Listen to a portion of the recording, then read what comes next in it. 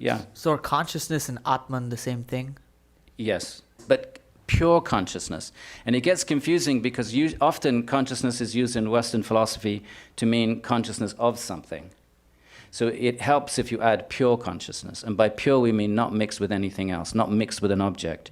If there's an object and consciousness becomes conscious of the object, it's now mixing with the object, so now it's aware of it. So if you use the word pure, it means it's not mixed with anything. So better to say pure consciousness, to be very clear about how you... There's no word in Western language, because there's no history of that notion. And maybe in some mystical traditions, but even then, there's no clear history of that, so there's no real vocabulary.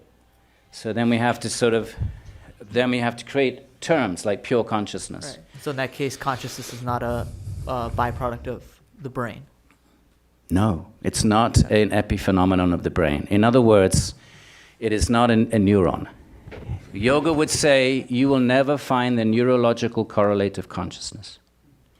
And right now, the neurological model of consciousness is dominant in you study neurology? No. No.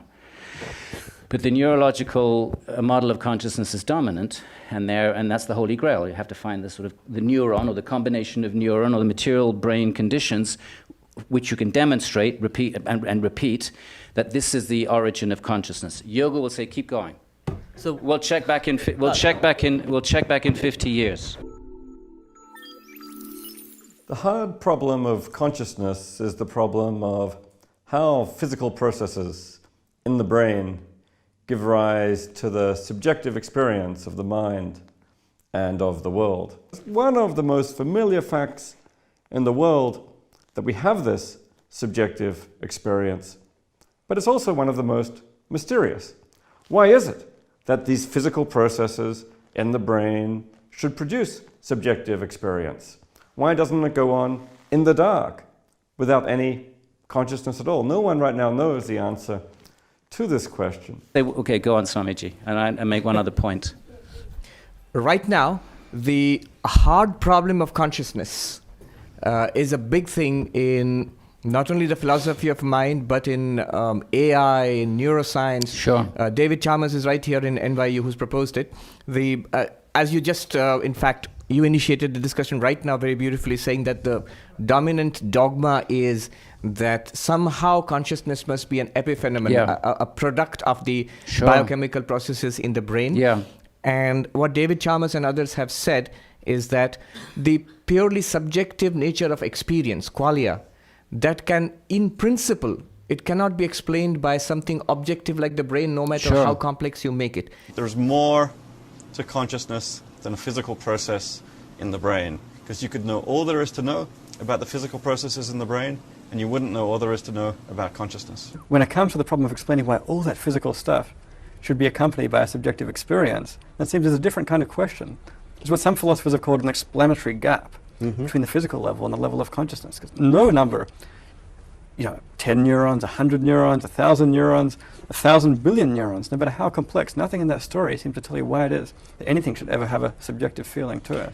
And what can Sankhya, Yoga, and Advaita contribute to the discussion on the hard problem of consciousness? What the Indian, the Sankhya and Vedanta traditions can contribute is the proposal that, which is called substance dualism in Western philosophy. Substance dualism, which is often associated with Descartes, but later forms, that consciousness is not in any way material. Now, in terms of science, I think Nyaya has something to say here, because Nyaya says, okay, identify it then. If it's a material thing, Nyaya uses inference. If it's a material thing, well, where is it? Produce it. And of course, they didn't talk about neurons. They talked about what their understanding of the self. They say, where is consciousness? Is it in the leg? Is it in the arm? And then by process of elimination, when you realize that it cannot be found in any material substance, then you make an inference that it must be something other. So I think science can get to that point. They can't start talking about Atman and Krishna with his flute and a peacock feather.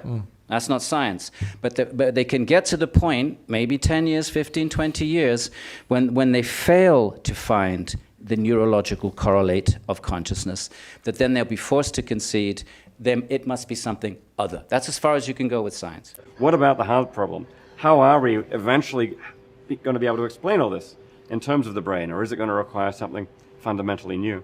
In principle, is it possible for neuroscience to explain the hard problem? In principle. What I would say is, on its own, no. That is, if you want a complete explanation of consciousness in terms of processes in the brain, and that's all, no.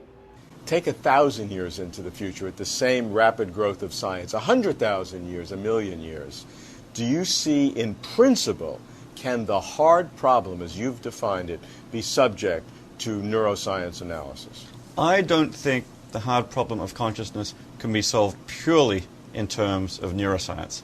I think neuroscience has a huge contribution to make to its solution. But if we just stay with the level of neurons and processing alone, there's only so much that's going to explain. Because neurons and neuroscience is all about objective mechanisms that perform functions that ultimately issue in behavior. So if you want to say explain language, explain perception, explain memory, the things we do, the functions of the brain, that's just fine. But it just explains those functions, those behaviors. And that always leaves this further question. Why is that behavior, those functions, accompanied by consciousness? For that, we need an extra ingredient in the picture, I think. We need to bring in consciousness itself, on my view. It's fundamental. At that point, then then the mystical traditions of India step in with their. We've been saying this all along for 2,000 years, and here's what we have to say. But science has to run its course first. David Chalmers. It's got to fail to find those neurological correlates. And if it finds them, we're in trouble, my friends. We're in trouble. That's what I say. We are open to the truth. Show us and we'll be convinced. Yes. And I'm going to say goodbye to all religion and spirituality. Yes. Except maybe a pragmatic use might remain over.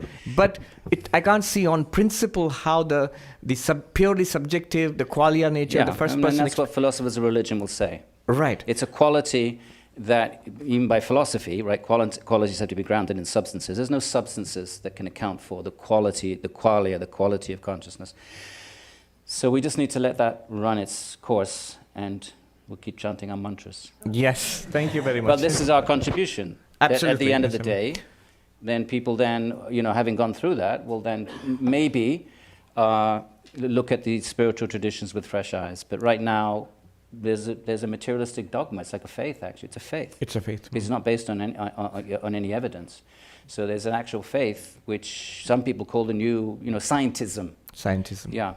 When it comes to giving a theory of consciousness itself, which is the paradigmatically subjective phenomenon, it seems that it may be that the methods of science have to be expanded. Well, let's take this as an example, because almost every science student will learn that we have heat sensors that are part of our nervous system. They become activated. They send neural impulses up from the sensor along the nerves into the brain, and therefore we feel or perceive that heat. You're saying that doesn't really explain it.